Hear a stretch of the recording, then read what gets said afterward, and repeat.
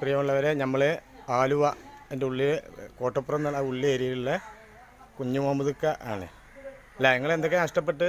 എൻ്റെ ഒരു സാധനമില്ല ഇവിടെ. കിണറിലെ വെള്ളം മുതൽ ഇല്ല, കറണ്ടും ഇല്ല, വാഷിംഗ് മെഷീൻ ഇല്ല. മക്കളെ എൻ്റെ ഉള്ളിൽ നിങ്ങളെ ഉപജീവനമാർഗം ആടായിരുന്നു. അതായിരുന്നു. സൊസൈറ്റിയിൽ നിന്ന് ലോൺ എടുത്തിട്ടുണ്ട് മക്കളെ ഇത് മേടിക്കാനായിട്ട്. ഈ പേപ്പറിലൊക്കെ കണ്ട് എഴുതി കൊടുത്ത് അപ്പൊ അവിടുന്ന് കാശ് തന്നു ഇത് മേടിക്കാൻ പറഞ്ഞു. അങ്ങനെയാണ് ഇത് ചെയ്തു. വേറെ എണ്ണമില്ല മക്കളെ. ഇന്ന് കളമശ്ശേരി ഇല ഇങ്ങോട്ട് വന്നാണ് കൊടുക്കാനായിട്ട്.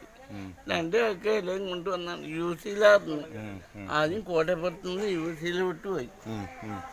യൂസിയിൽ നിന്നാണ് പിന്നെ മിന്നാന്ന് യൂസിയിൽ നിന്ന് അങ്ങോട്ട് പോയി. ഞാൻ നോക്കട്ടെ ആടിൻ്റെ അവസ്ഥ ഒന്ന് നോക്കട്ടെ മേലെ. ഞാൻ അവരെ ആട് വളർത്തൽ കേന്ദ്രം 10-15 ആടുണ്ടായിരുന്നു എന്നാണ് പറയുന്നത്. അത് മൊത്തം ഈ ടെറസിൻ്റെ മുകളിൽ ചത്ത് കിടക്കുന്ന ഒരു രംഗമാണ് കാണേണ്ടത്. ദയനീയമായ അവസ്ഥ. സുബ്ഹാനല്ലാഹ്. ഓക്കെ, ഇതൊക്കെ ആടുകൾ ചത്ത് കിടക്കുകയാണ്. ഇത്ര ദയനീയ. എൻ്റെ മനസ്സൊക്കെ ആകെ എടുത്ത് പിടിക്കുന്നുണ്ട്.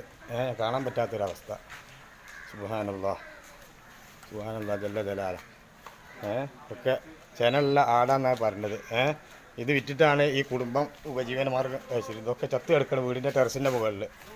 പിന്നെ ഇതാ സുബ്ഹാനക്കല, ഇന്നലെ ടെറസിൻ്റെ മുകളിൽ നിന്ന് ചത്ത് വീണ് കിടക്കുന്ന രംഗമാണ് കാണുന്നത്. എനിക്ക് കരച്ചിൽ വരുന്നുണ്ട് കണ്ടപ്പോൾ. എന്താ ചെയ്യുക?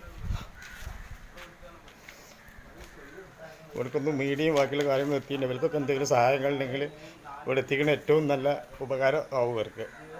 ഇവിടെയുള്ള മുഹമ്മദ്ക്ക എന്ന് പറഞ്ഞ അദ്ദേഹം പറഞ്ഞു കേട്ടപ്പോൾ ഭയങ്കര സങ്കടം തോന്നി. എണീറ്റ് നടക്കാൻ പറ്റാത്ത അത്രത്തോളം പ്രായ ആധിക്യം വന്ന ആളാണ്. നമ്മുടെ പ്രവർത്തകർ ഇവിടെ എത്തിയിട്ടുണ്ട്. തൊട്ടത്തിൽ വീട് ക്ലീൻ ചെയ്യാൻ ശേഷം ഇങ്ങോട്ട് വരാം എന്നാണ് ഞാൻ മനസ്സിലാക്കുന്നത്. ഞാൻ കൂടുതലൊന്നും ഇതിൽ വേറെയും കുറേ ദയനീയ രംഗങ്ങളൊക്കെ ഉണ്ട്.